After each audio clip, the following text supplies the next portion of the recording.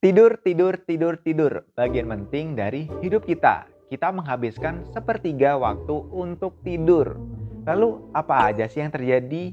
Dari yang merem-melek, guling kanan, guling kiri, ada notif HP dari gebetan langsung melek, sampai tidur pulas, mimpi keinget mantan. Nah, jadi tidur itu ada tahapannya loh. Ya elah, udah kayak mau daftar CPNS aja ada tahapannya.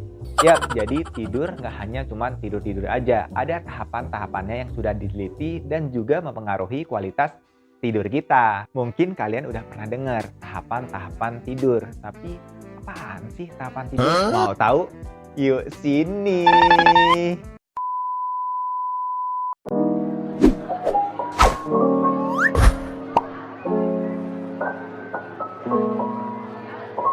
Guys, saya di sini gua Agung kembali lagi. Rekaman elektroensefalografi milik Nathaniel Kleitman dan Eugene Arensky menunjukkan bahwa tidur ada beberapa tahapan. Ada dua tipe, non-REM dan REM. REM adalah rapid eye movement. Ada 3 tahapan non-REM dan 1 REM. Dimulai dari tahapan 1 non-REM, 2, 3 sampai ke tahapan REM. Tahap pertama non-REM atau tidur-tidur ayam. Yap, ini sering terjadi di kelas ataupun saat rapat sidang DPR. Nah, periode ini atau tahapan ini adalah tahap dari terjaga ke tidur. Pikiran mulai masuk ke ambang bawah sadar, tetapi tubuh masih tetap terjaga dan waspada, sehingga kalau dibangunin langsung bisa bangun. Dan tahapan ini berlangsung hanya beberapa menit saja. Pada tahapan ini juga kalian akan merasakan sensasi-sensasi aneh, seperti ada yang mengetuk-ngetuk, suara yang tidak jelas, memanggil-manggil, menyentuh, ataupun kalian melihat sesuatu yang seperti makhluk halus itu. Pasti pernah ngerasain kan? Nah, hal tersebut disebut dengan halusinasi hipnagogik. Lalu ada juga kejadian yang mengejutkan. Yap, tiba-tiba gitu mengejutkan, mengagetkan tanpa alasan apapun. Tapi ini cukup umum loh. Dan ini disebut dengan sentakan mioklonik. Tahap 2 non-REM atau menyambut tidur pulas. Nah, pada tahapan ini tidur ringan sebelum tidur yang lebih pulas atau nyenyak lagi. Detak jantung, pernapasan semakin lambat, otot semakin rileks dan gerakan mata terhenti, suhu tubuh pun menurun. Pada tahap ini tubuh semakin tidak responsif akan lingkungan sekitar. Dalam tahapan ini juga otak mulai menghasilkan semburan aktivitas gelombang yang sangat cepat yang disebut dengan spindle tidur. Selain itu juga ditandai dengan Q kompleks, yaitu puncak tegangan negatif tinggi. Nah, kedua fenomena ini bekerja sama untuk melindungi tidur kita dan menekan respon terhadap lingkungan sekitar, sehingga kita agak susah nih kalau dibangunin di tahap 2 ini. Juga membantu penggabungan memori berbasis tidur dan pengelolaan informasi.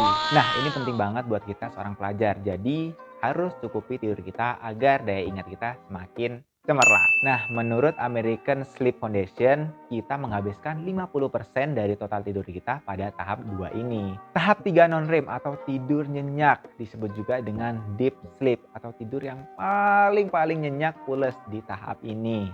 Detak jantung, pernapasan melambat di level terendah, otot semakin rileks, dan pada tahapan ini tubuh melakukan recovery dan pertumbuhan jaringan kembali yang membuat tubuh menjadi segar saat terbangun.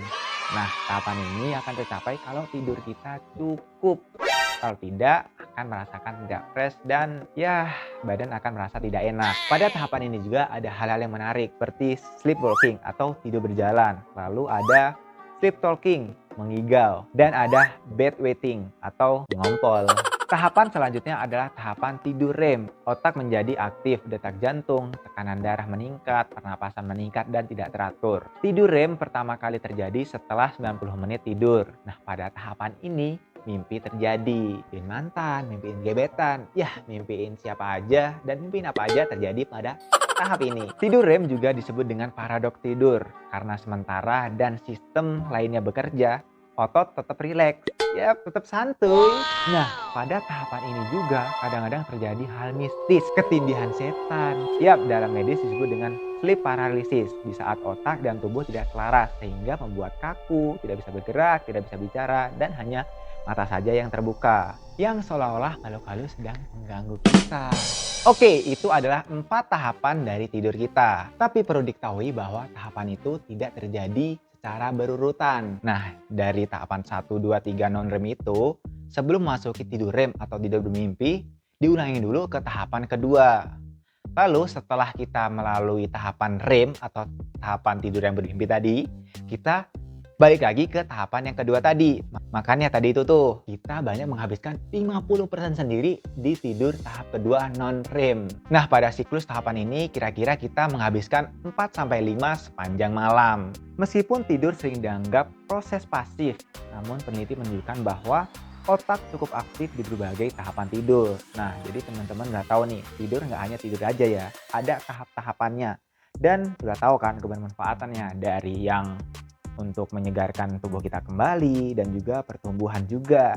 So, tidur yang cukup untuk mendapatkan manfaatnya. Jangan lupa juga untuk share ke teman-teman, komen jika ada pertanyaan, mau diskusi dan apapun. Dan yang terpenting, jangan lupa untuk yaps, itu tentang tidur. Saya jadi mau tidur. So, selamat tidur.